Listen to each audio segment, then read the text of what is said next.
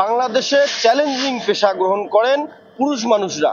তবে পুরুষ মানুষের পাশাপাশি নারীদেরও যে ভূমিকা অনেকটা গুরুত্বপূর্ণ জায়গায় চলে গিয়েছে, সেটি আমরা দেখানোর চেষ্টা করব আজকে। বাংলাদেশ সরকার পরিচালনার পাশাপাশি বাংলাদেশের বিমানের পাইলট পর্যন্ত নারীদের ভূমিকা অনেকটা গুরুত্বপূর্ণ ভূমিকা রাখে।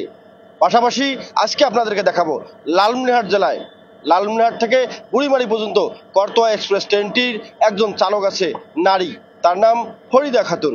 আমরা একটু কথা বলবো সেই চালকের সঙ্গে, তিনি চালকের আসনে বসে আছে। আপনার সঙ্গে আমরা একটু কথা বলবো। আপনি একটু যদি আপনার পরিচয় দেন, আপনার নামটা কি এবং আপনার পেশা কি একটু যদি আমাদেরকে জানান। আচ্ছা, আমি মোসাম্মদ ফরিদা আক্তার, আমি বাংলাদেশ রেলওয়েতে জব করি আর আমার পদবি হচ্ছে এলএম গ্রেড 1। আচ্ছা, আপনি, আমরা যতটুকু জানি আপনি একটি ট্রেন চালক হিসেবে আছেন এখানে। এই যে পেশাটা আমরা যতটুকু জানি পুরুষ মানুষরা একটি চ্যালেঞ্জিং পেশা, এই পেশায় আপনার আসার আগ্রহটা কেমন করে জন্ম? আমি ছোটবেলা থেকে চাইছি যে আমি একটা চ্যালেঞ্জিং পেশা গ্রহণ করব। তো আল্লাহ আমার রিজিকে এই পেশাটা দিছে, এই জন্য আল্লাহর কাছে শুকরিয়া জানাই যে আমি এই পেশায় আসতে পারছি। প্রশাসনও সুযোগ দিচ্ছে বিধায় মেয়েদেরকে যে এই চ্যালেঞ্জিং পেশায় সুযোগ করে দিচ্ছে, এজন্য আমি তাদেরকে ধন্যবাদ জানাই। সেই সুবাদে আমি এই চ্যালেঞ্জিং পেশাটা গ্রহণ করছি এবং 2014 সালে আমি নারী ট্রেন চালক হিসেবে যোগদান করি বাংলাদেশ রেলওয়েতে। এই পেশায় আপনি চালক হিসেবে আছেন, আপনাকে কেমন লাগে?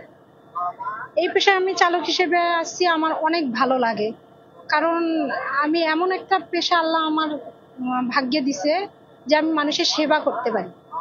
আচ্ছা, আমরা যতটুকু জানি আপনার সম্ভবত আপনি বিবাহিত, আপনার বাচ্চা কাচ্চা আছে এবং কনিষ্ঠ একটা বাচ্চা আছে। তার বয়স কত? এবং এই যে বাচ্চাকে রাখিয়া বাড়িতে রেখে আসিয়া আপনার কাজ করতে বা যাত্রীদেরকে নিরাপদে জায়গা মতো পৌঁছে দেওয়া, আপনার সব মিলিয়ে কেমন, কিভাবে এই জিনিসগুলো মেনটেন করেন? আচ্ছা, আমার হচ্ছে ছোট বাচ্চা আছে, সর্বকনিষ্ঠ ছেলে বাচ্চা, তার বয়স 1 বছর।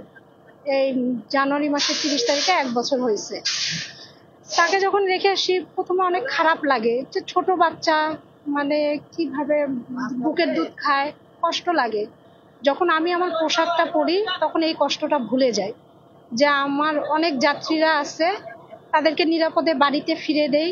এটা এটা আমার অনেক ভালো লাগে। তাতে মনে করেন আমার বাচ্চাও আল্লাহর রহমতে দেখি যে আমি যে এই জার্নিটা করি, মানুষের অনেক দোয়াও আছে। দেখা যাচ্ছে আমার বাচ্চাটা কোনো কান্নাকাটি কিছু করে না, তা আমি অন্যের উপকার করতেছি, অবশ্যই আল্লাহ আমার উপকার করবে। দেখেন, ছোট্ট একটা বাচ্চা, তাকেও আল্লাহ সেফ জোনে রাখে। আমি যদি অন্যকে সেফ জোনে রাখি, আমার বাচ্চাকেও আল্লাহ সেফ জোনে রাখবে। ধন্যবাদ আপনাকে আমাদেরকে সময় দেওয়ার জন্য। আপনার ট্রেন ছাড়ার সময় হয়ে গেছে, আপনার সঙ্গে আরো কথা ছিল, যদি কোনোদিন সময় হয় আবারও কথা বলবো।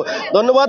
এই নারী পেশার সঙ্গে, নারী যে একজন এই পেশার সঙ্গে, চ্যালেঞ্জিং পেশার সঙ্গে জড়িত, তাকে তিনি অত্যন্ত খুশি এবং পাশাপাশি তিনি জানিয়েছেন তার একটি ছোট্ট বাচ্চা রয়েছে, সেই বাচ্চাকে রেখেই তিনি এই কাজে আসেন এবং এখানে তার যে অনেকটা আনন্দ, এবং পাশাপাশি তিনি বলেছেন যে এই পেশাতে আসার একটি আগ্রহ ছিল তার অনেক আগে থেকেই।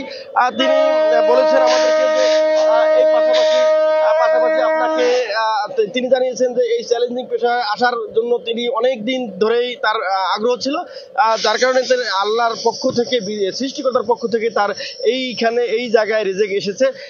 সব মিলিয়ে তিনি অনেকটা আনন্দিত। রেলের যে একজন চালক এই ফরিদা আক্তার, তিনি এই রেলের চালক হিসেবে তিনি অনেকটা খুশি।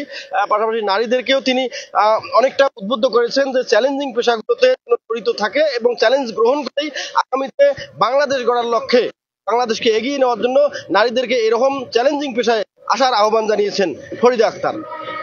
M A Rahim, news channel 24, Lalmonirhat.